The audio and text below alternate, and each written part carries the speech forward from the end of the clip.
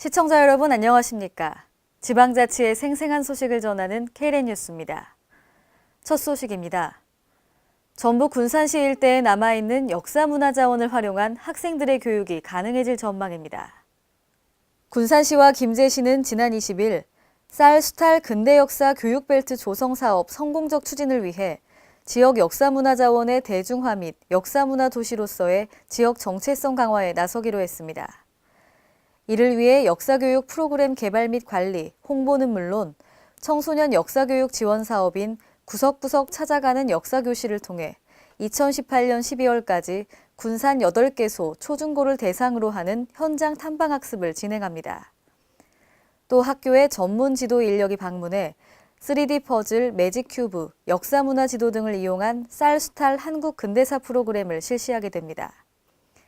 특히 3D 증강현실을 활용한 군산시 소재 역사문화자원 13개소의 현장 탐방 학습용 카드와 애플리케이션을 제작해 학생들의 이해도를 높이게 됩니다. 전북 전주시내 금암교차로의 도로 구조가 기형적이어서 상습 교통체증을 유발하는데요. 이와 관련해 도로 구조 개선의 필요성이 제기됐습니다.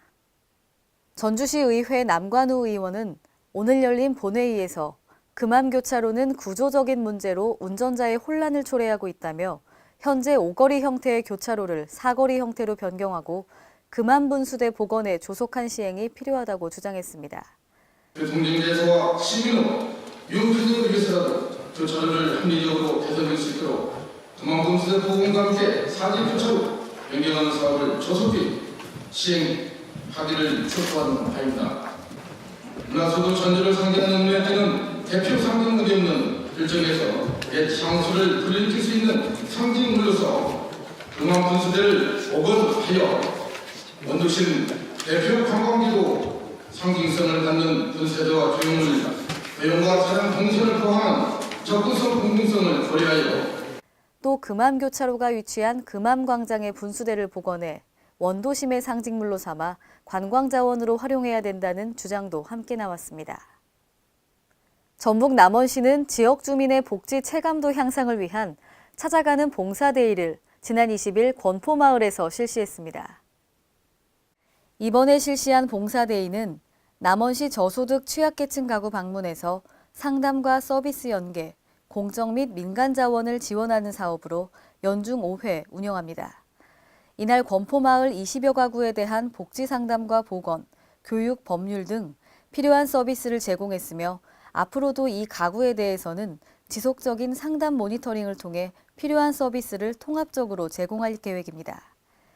또한 봉사데이는 남원시가 처음 시행하는 복지시책으로 오지에 사는 취약계층에게 기부받은 물품을 지원하고 평소 궁금했던 복지 종합 상담 및 정보 제공 등 직접 찾아가는 방문 서비스 테마로 운영할 예정입니다.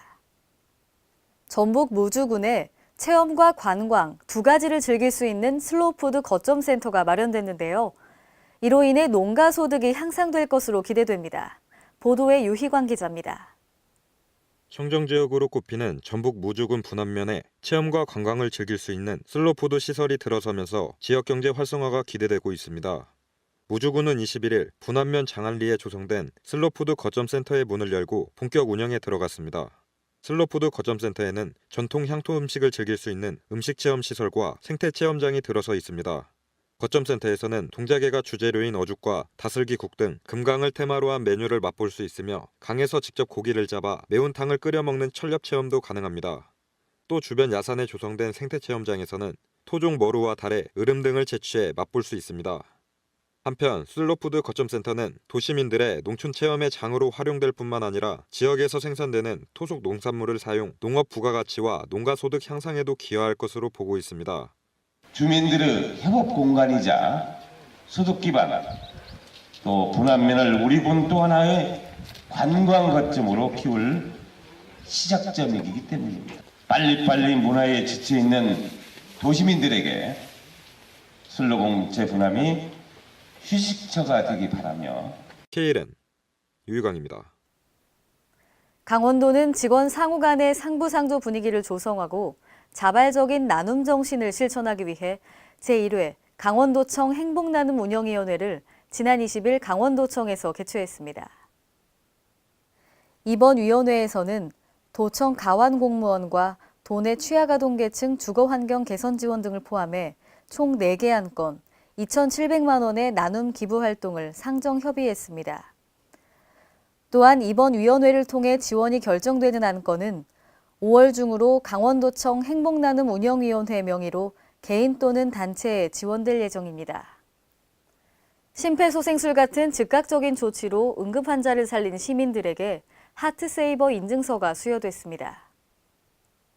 전라북도는 지난 20일 소중한 목숨을 구한 시민과 공무원들을 치하하기 위해 하트세이버 인증서 수여식을 열었습니다.